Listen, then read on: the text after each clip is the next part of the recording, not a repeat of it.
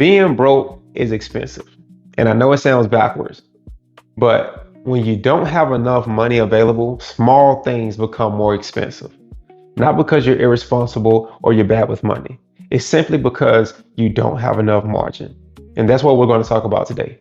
But before we do, please like, share, and subscribe to the channel as I push out weekly content. Now let's go ahead and hop back into it. All right, point one. Everything feels expensive when you do not have a cushion. For example, let's say you take your car in for a repair and they tell you, hey, this is going to cost you $1,200 to $2,000 to get it fixed. Now, how do you want to proceed? If you have the money, you can pay for it and move on. But if you don't have it, you have to think about something else. Either you have to put it on a credit card, you have to borrow the money, or you have to push off the repair.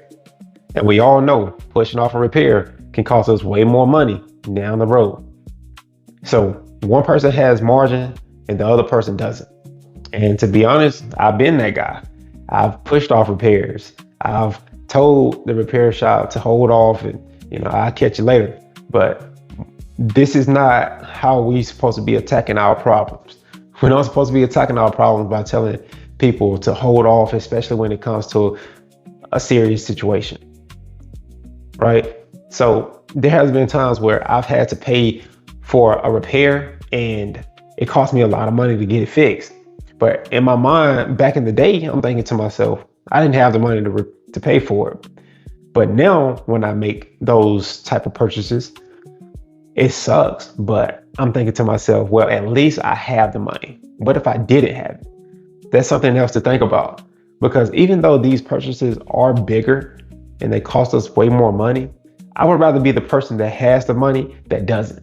But now when I make a purchase that is way more than I expect, at least I can say, well, at least I have the money to afford it. I don't want to pay it, but at least I have it to afford it, right? I don't want to be the one that can't afford it and trying to figure out, okay, what am I going to do in this situation? Am I going to put it on a credit card? Am I going to have to borrow the money from a relative or like, how am I going to pay for this? Like, this is the only car I have. This is why margin is so important, because you don't want to be in this place where you're stuck trying to make a decision. This leads to point two. When something happens, the credit card becomes the backup plan. All right, things are going to happen. Emergencies are going to take place. But this is why it's so important to build an emergency fund so that you're prepared for things that come up, not to rely on the credit cards to come and save the day. You have got to get out of using the credit card. And I know you hear all these rich people talking about, oh, they don't use credit cards and they don't use debit cards. They only use credit cards. And that's a whole bunch of craziness. Seriously, like I can't even fathom just using a credit card every single day. Like, I understand the benefits of it, fraud protection and points and all that stuff. I get it. But if you're speaking to the everyday average person that is struggling because of credit cards, that's the last thing they need to hear. That's the last thing they need to hear is hearing someone talk about all they use is a debit card, all they use is a credit card. That blows my mind. It blows my mind because they need to give out more context. Context and hey, if you are in a good place financially, you have no debt, you are able to pay off all your credit card off in full every week or every month, then you have the responsibility to get a credit card. But right now, so many people are in debt because of credit cards.